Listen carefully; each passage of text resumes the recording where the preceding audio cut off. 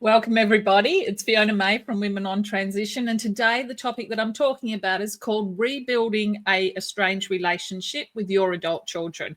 Now, this I know is one of the biggest challenges for many women. And it's something that we know is absolutely heartbreaking. When you have broken relationships with your kids, it's normal for mums to just, really want those relationships to be healthy and to be in relationship together, because you miss out on so much of each other's lives when you're not. But it's a complicated topic, and it's interesting. The women that we have coached over the years, we have been able to have really, really good results, but it's only because of some special coaching and training that these women implement into their lives. So they build their own emotional intelligence. So let's jump in and have a look just what it takes, because we have successfully been able to help many women to rebuild precious relationships. And I know myself, being a mum of 3 children, adult children, I would, my heart would feel incomplete if one of them was missing out of my life. So wherever you are in your journey, wherever your children are, and however that is for you right now, I want you to know that it's possibly temporary, and that you may be able to do something to be able to help the situation and improve the situation for all of you. Because when you're suffering, so are other people suffering. It's not just you suffering in silence. So let's jump in and have a look. So the first thing I want to talk about is this is a journey to reconnection, and it starts with understanding. So we want to give up being right, and we want to be open to how do we mend this situation and how do we move forward from here.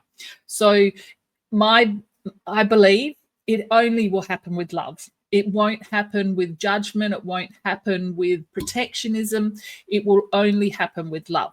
And, many midlife women face this situation. Now, this can be after separation or a divorce or a relationship loss, what obviously puts a lot of strain on relationships, but it also can just happen in a normal family situation where, parents become estranged for one reason or another. And this isn't just to women, it's also to men, because men also suffer in these situations when their families aren't complete. So together we're going to explore some practical steps. I'm all about being practical. I'm not into just the theory. We need to do what we can do to amend our own behavior and the own way of how we're looking at things, how we're doing things, how we're acting, what we're saying, because they're things that are inside our control. There's a lot of things that are outside of our control, and we can't do anything to fix those. But what we absolutely can do is fix the way that we show up in the world and the behaviors that we have. So let's have a look at my slides. I'm just going to share those with you. And so we've got to start with the question of why estrangement happens in the first place, and then learn how to be able to navigate it. I mean, very often it's unresolved conflicts and past disagreements that fester, and sometimes they just start off as little things. People get hurt or annoyed, and they put up their walls, because most of the time people don't know how to deal with these situations. No one ever teaches us how to be emotionally healthy, how to be able to communicate effectively, and how to be able to navigate through conflict. And so not having those skills, the easiest thing for most people to do is put up their protective walls and to withdraw or retreat. Other people they'll come forward, they'll fight, so they're aggressive, but it still shows either of those behavior patterns. It just shows that they don't have any other skills to be able to navigate their way through any differently.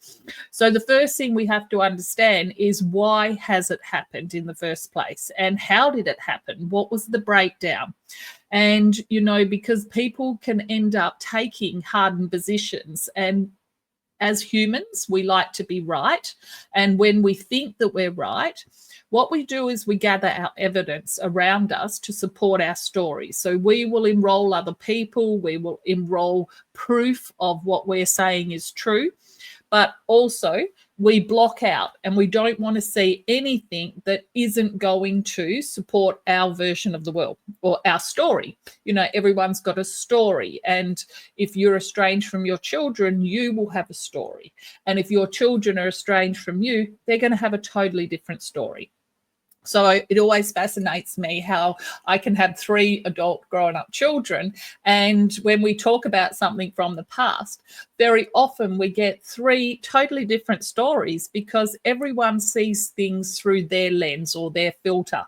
So they make a story up that suits them or, you know, fits in their narrative of how things went down. And very often, even though they were all in the same situation, with the same family, they saw the same things, were brought up in same parents, they will all have a different interpretation of an event or something that's happened. So we're dealing with human psychology here.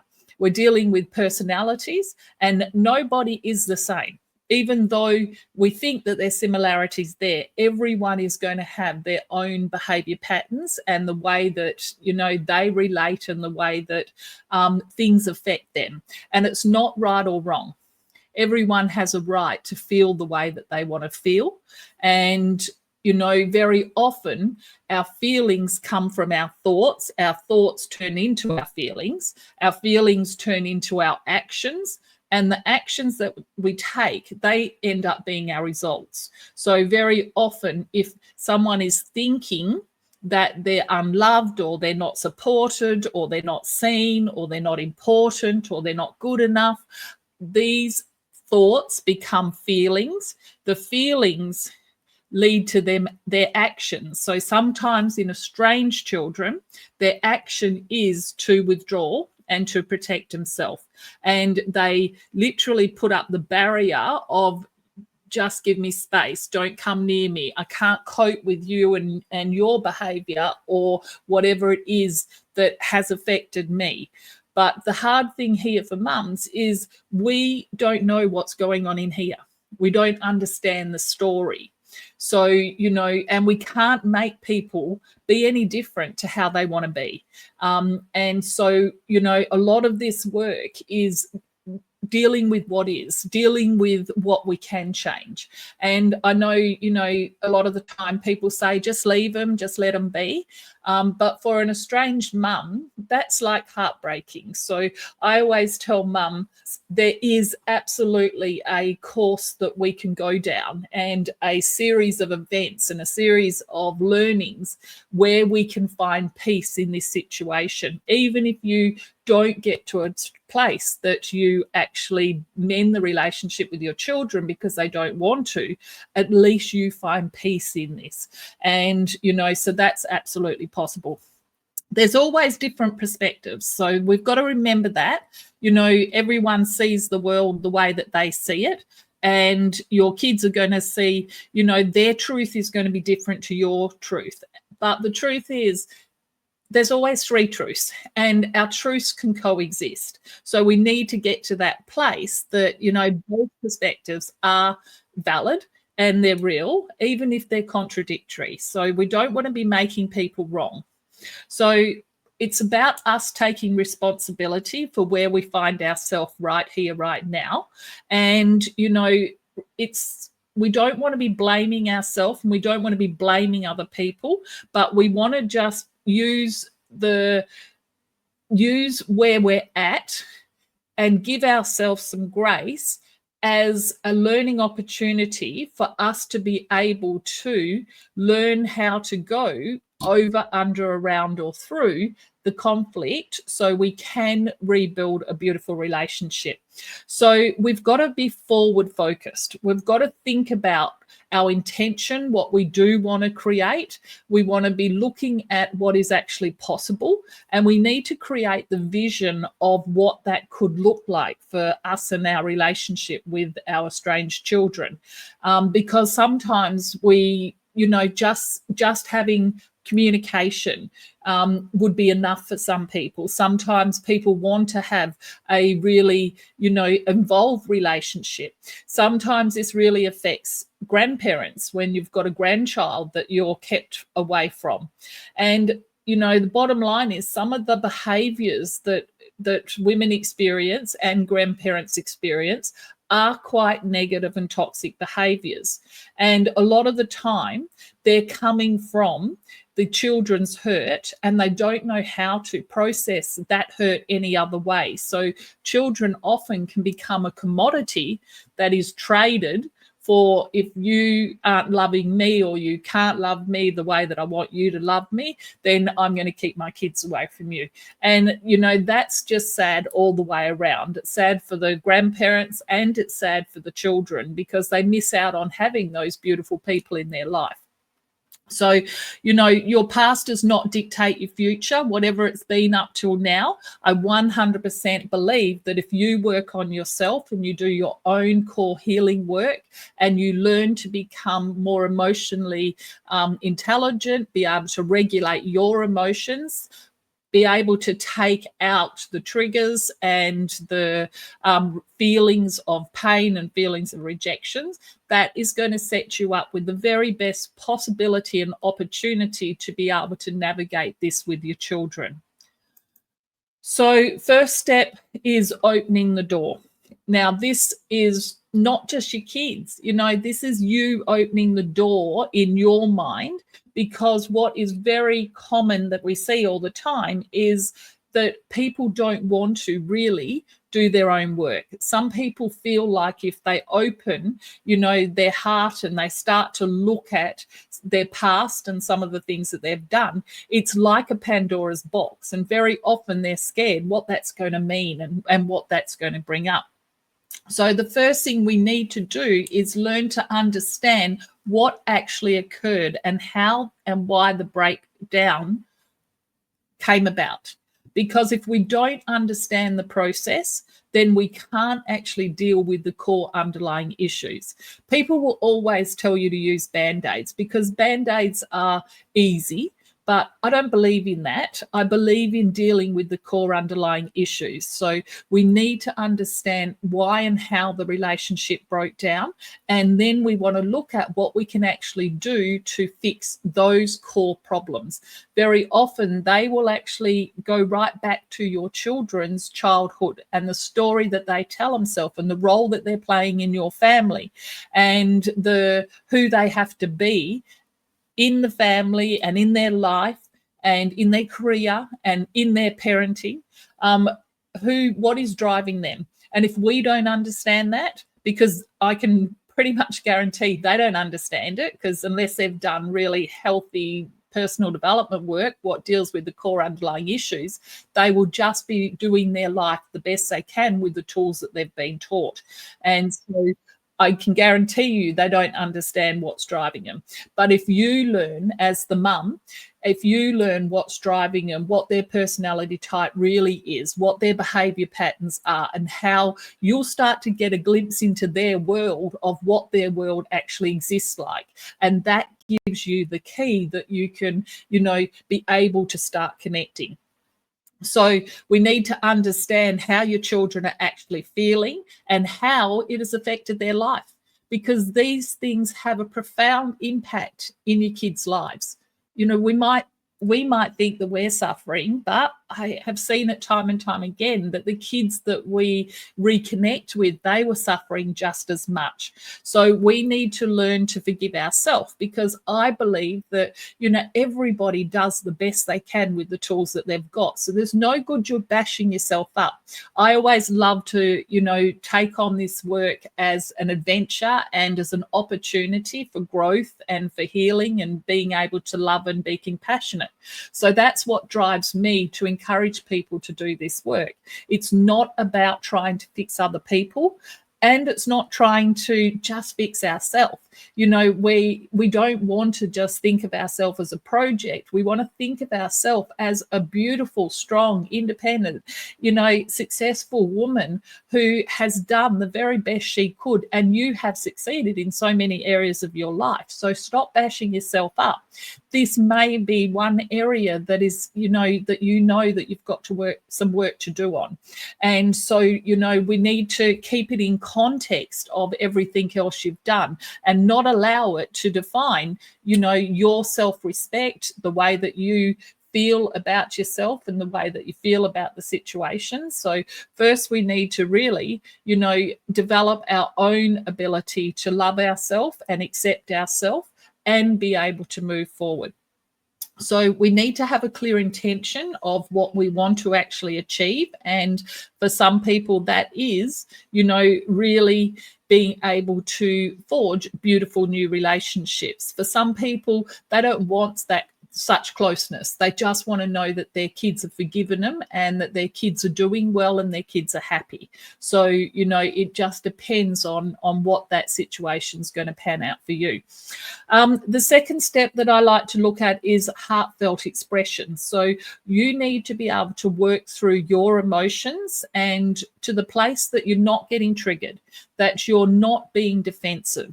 If you still want to defend yourself, if your children say anything to you, or they've tried to explain how hurt they are or what you've done to them, if you are in a place that you are defending yourself or you are mortally wounded if they say anything to you, then you're not really at the place that you're ready to fix the breakdown. We always want you to do your own work first, because then you're going to be able to listen. You can't listen while you're defending yourself, and you will defend yourself while you're feeling guilty, while you're feeling ashamed, while you're feeling angry or sad. You're going to naturally want to defend yourself, and that's not going to get you the outcome that you're probably hoping to achieve. The third thing that we need to do once we've worked through all of our feelings, that we actually know why and how the breakdown occurred, we understand how our kids are feeling and their perspective, we understand who our kids are, so we know the roles that they're playing and what's on their plate, and we can put ourselves in their shoes. Then we can actually start to work on how do we actually make this better. And so what I always encourage people to do is open up the dialogue with themselves first. And so write down, what you want out of the situation, what you're sorry for, what your reality was. Even if you were doing the best you could with the skills that you had, it still had an impact on the people around you. So, when we're emotionally intelligent, we can write this out of our head. We can write our story. We can process. And that's what needs to happen. You need to be able to do that clearly, to be able to say, I'm sorry, and then not have any expectations of what or how you're going to get back, how you're going to get what your kids are going to say back to you, or how they're going to say it, or their behavior. Very often people want quick turnarounds, and this doesn't necessarily, it's not the place where people can often just forgive and forget. These are wounds that go deep. So we want to get, to a place that you can apologize without using any but statements, because the minute you say but, it negates everything else that you said in front of it. So if you say, I love you and I didn't mean to hurt you, but blah, blah, blah, all the kids are going to hear is the blah, blah, blah. And that is not going to get you the outcome that you want. So we need to navigate this pathway with love. There is no other way of doing it. If we are fearful, if we are angry, if we are sad, if we're feeling like, our health our wellness, our well-being, our self-love, if that relies on our kids' love and acceptance of us, then there's something wrong there as well. We need to separate the two, and we need to do some practical exercise there to be able to get you to that place. So we're dealing much more without the emotional involvement, and we're doing the practical things that need to be done, and do the things that your kids need to hear, without you being so emotionally involved that it's like this trigger that keeps happening, because the minute you get the trigger, then you get the reaction. So coming from love and compassion, not fear and loss. So create space for the truth. Your willingness to hear them will be dependent on your own personal growth. Now, listen to that. Your willingness to hear your kids is dependent on your own personal growth. Even though this isn't, it's not your fault. You've done the best you could with the tools that you've got. If you want better, if you want more, you've got to become more. No one's coming to fix this situation. If you leave it unattended, chances are your kids aren't going to do it unless they do their own personal development work later in their lives. And they might. It's rare, but often when you're getting older and, people will come back and want to make amends. But what I want to do is give you the tools and the skills now, so you're not losing years and years and years of seeing your kids and your grandchildren grow up. That to me is just sad. And I totally believe that it's not necessary. So we want to do communicating for healing, not hurt. So the first one is we need to be able to express authentically. Use I feel instead of you made me. If we go down the you made me track, that's just, it's inevitable that you're going to get back what you don't want to hear, and walls will continue to stay up. So own your emotions without projecting blame. Second one is to listen fully. Most people are not good listeners. Most people are good talkers, but they're not good listeners. And when we listen, it's not just listening for what they are saying. It's actually going underneath the words and hearing what they really want you to hear, what they really are saying. So you've got to have your brain tuned for what that could be. Be present with their words. Your attention shows that they matter, that you are and want a healthy outcome here, more than being right. So again, we've got to give up being right if we want to get back to love. So we need to validate feelings when we're having an argument or we're in conflict with someone, and we need to acknowledge their experience. I understand why you feel that way. Bridges emotional divides. So us actually connecting, putting ourselves in their shoes, understanding where they're coming from, that's going to help them to see that you are sincere, that you really do want to, amend this situation. And the fourth one is build trust weekly. So a lot of the ladies that I work with, I get them reaching out and communicating just weekly, but being reliable and being consistent. Because our kids, when we start to reach out, what most people do, and I've seen this time and time again, is they make a bid for reconciliation. And if it's not picked up on the first one or two times, that's it. I reached out, I gave the olive branch, and, she didn't fix it, or, she didn't allow me to do this or that. That's not going to work. What I get people to do is to continue to reach out, but to do it in a systematic way. So it's the same time at the same day, and you're reaching out, but you can't reach out with expectations. You've got to trade your expectations for appreciation. And for you to be able to do that, you need to be emotionally healthy. You need to really own yourself and know your own worth and value. And just because they're not giving you back what you want, then you're not going to reject them. So we need to understand the 4 levels of love. We need to understand their love language. All of these things are really important if you want to connect with your kids. We need to understand what their drivers are, what their two top human needs are, and what's been driving them their whole life. And we need to understand, who they are as a person, what is their makeup. And the more you know about your children, and everyone is individual, they're all going to be totally different, the better mum you can be, the better person you will be able to be, because you'll be able to connect at a soul level. What we all want is to be seen and understood and validated for who we are, not what we are or what we do or what we give. We want to be seen. So we want intimacy. Intimacy. That's what we all crave, is for people to get us. And if we can do that with our kids, then we will build these beautiful new relationships. So small, consistent actions speak the loudest. Trust grows through reliability and not grand gestures.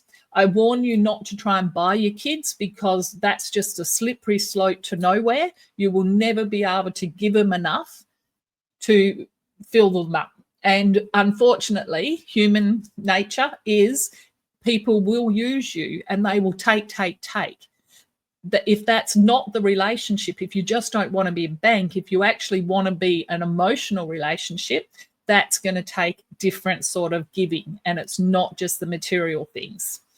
So when your child isn't ready, what do you do? Because this is the most hurtful thing for a lot of people is, they feel that they're giving and they're, providing love. They're trying to rebuild that relationship, but they don't feel that they're getting back what they want. And so for a lot of people, this just turns into a negative cycle, because if we're not getting back what we want, in most people, they then start to get resentful. And the minute you start to get resentful, the relationship actually starts to be breaking down again. So we think that we're mending a relationship, but if we're being inauthentic, or if we're overgiving, or if we don't have healthy boundaries, we actually do exactly the opposite. So the relationship will start to get toxic if you start to get resentful.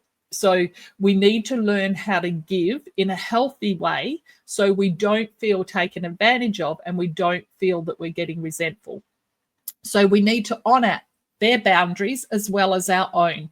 So if our kids aren't ready and they don't want to communicate, we need to respect their boundaries. And I know for a lot of people that's really hard when they say, do not contact me, do not message me, do not text me, do not ask anybody about me.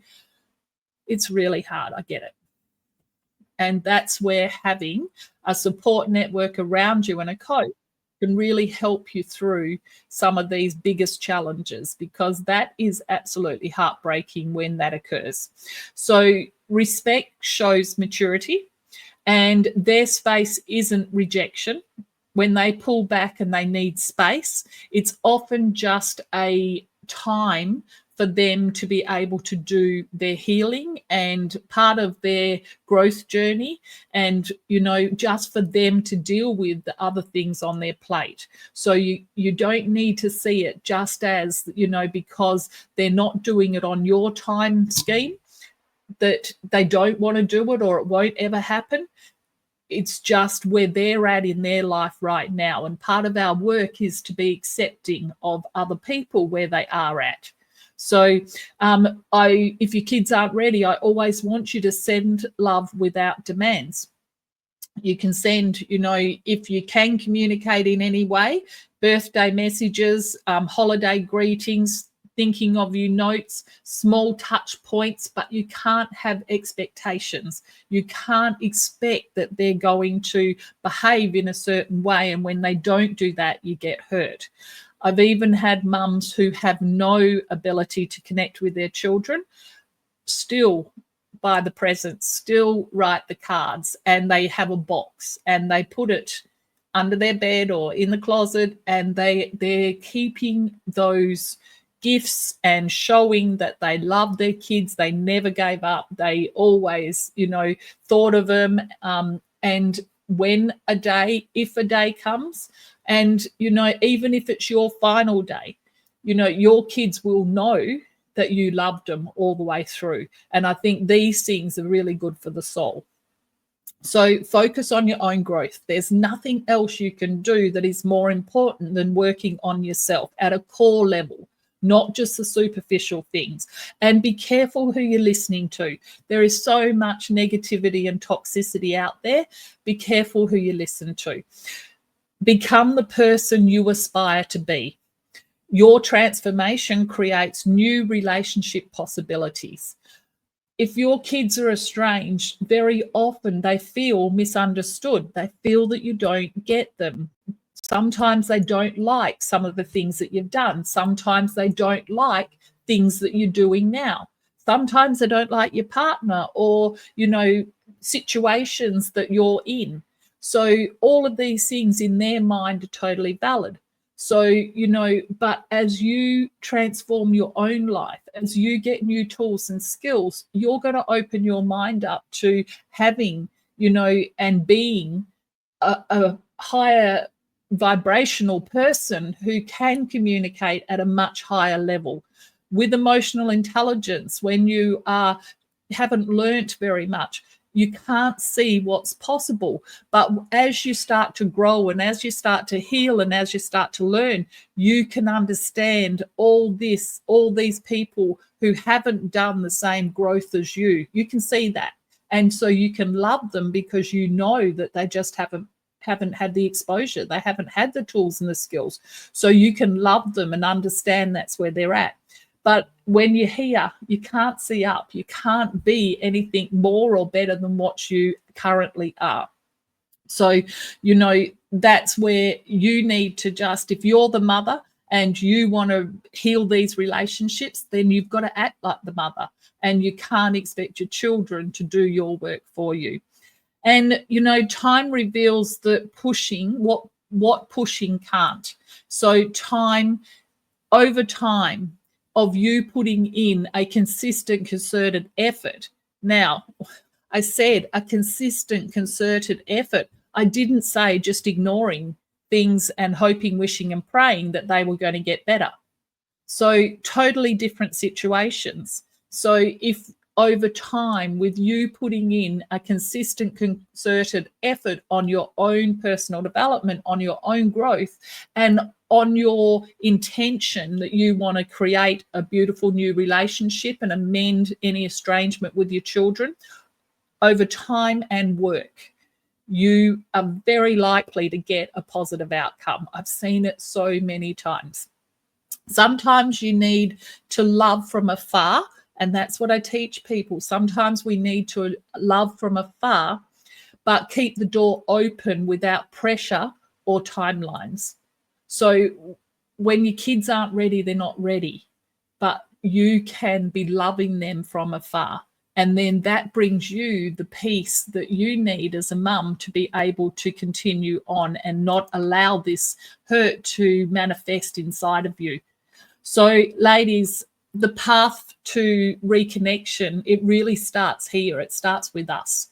And so, if anything that I've spoken about resonates with you, or if you're a mum who would love to rebuild the relationship with her children, we've got a few things that you can do. We have 3-day workshops that we run around all the states of Australia.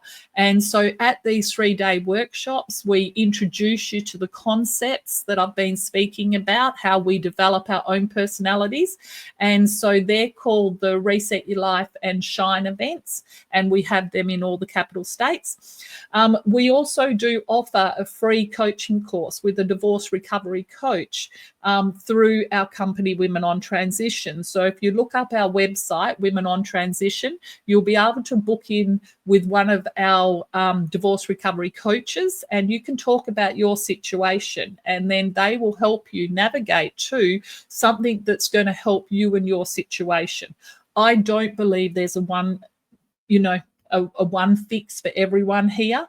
What we need to do is understand where you're at, what you've experienced, what your kids are like, and then we help you to be able to get the very best outcome that you can get.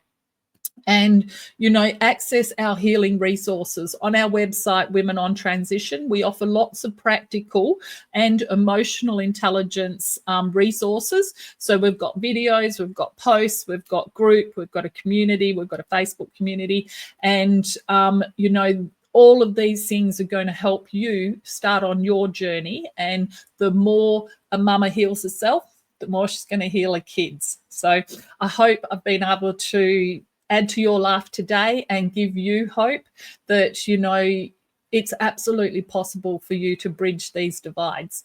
And, the first person you've got to heal their heart is yours. So love to you, Fiona May, Women on Transition. Bye for now.